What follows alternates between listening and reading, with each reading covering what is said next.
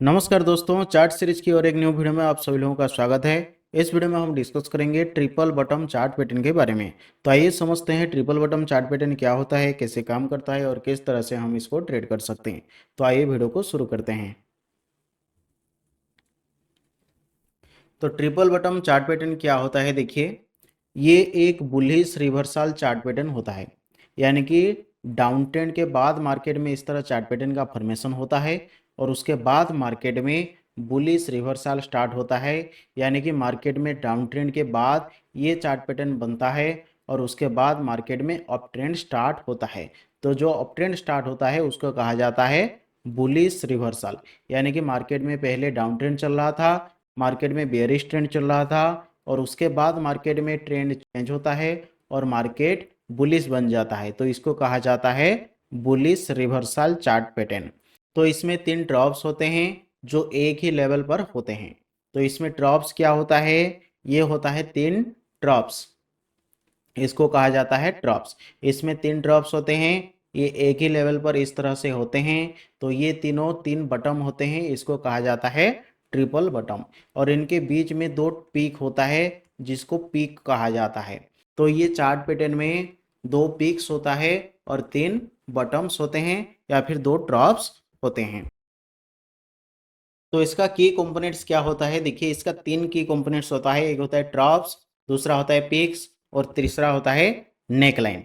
तो ट्रॉप्स क्या होता है, ये जो मार्केट का लो है, 3 लो होता है, इसको कहा जाता है ट्रॉप्स। यानी कि मार्केट में जब पहले मार्केट नीचे आता है, एक लेवल पर मार्केट ऊपर जाता है, उसके बाद मार्केट फिर से नीचे आता है और फिर एक लेवल पर ऊपर जाता है, फिर मार्केट नीचे आता है और फाइनली मार्केट में बुलिश रिवर्सल स्टार्ट होता है। तो यहाँ पर एक ही लेवल पर जो मार्केट का 3 बटम होता है, इनको कहा जाता है ट्रॉप्स। उसके बाद मार्केट में ये जो पुल बैक होता है, मार्केट नीचे आने के बाद ये एक पुल बैक हुआ, फिर नीचे आने के बाद ये एक पुल बैक हुआ। तो ये 2 पुल बैक के बाद मार्केट में यहाँ पर 2 पीक्स का फॉर्मेशन होता है और यहाँ पर इन दोनों को अगर हम कनेक्ट करेंगे तो ये मार्केट में रेजिस्टेंस की तरह काम करता है। तो ये जो लाइन होता है, इसी लाइन को कहा जाता है नेक लाइन।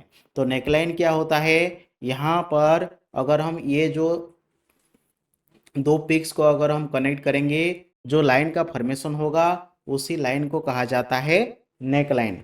तो ये नेक लाइन का जब मार्केट ब्रेकआउट करता है उसके बाद मार्केट में बुलिश ट्रेंड स्टार्ट होता है और मार्केट ऊपर जाता है। तो इस पैटर्न को हम कैसे पहचानेंगे, तो इसमें हम पहला देखेंगे मार्केट में एक डाउन ट्रेंड होना चाहिए, मार्केट नीचे आना चाहिए और उसके बाद मार्केट में एक ही लेवल पर इस तरह से 3 ट्रॉप्स का फॉर्मेशन होना चाहिए या फिर 3 बॉटम्स का फॉर्मेशन होना चाहिए।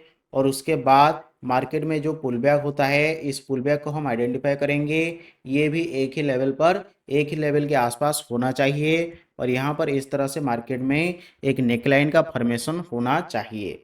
तो यहाँ पर अगर इस तरह से मार्केट डाउन ट्रेंड के बाद, डाउन ट्रेंड में यहाँ पर एक सपोर्ट लेकर मार्केट अगर ऊपर जाता है, उसके बाद एक लेवल पर मार्केट नीचे आता है, फिर सेम लेवल से मार्केट सपोर्ट लेकर ऊपर जाता है, फिर सेम लेवल से मार्केट रेजिस्टेंस लेकर नीचे आता है, फिर मार्केट ऊपर जाता है।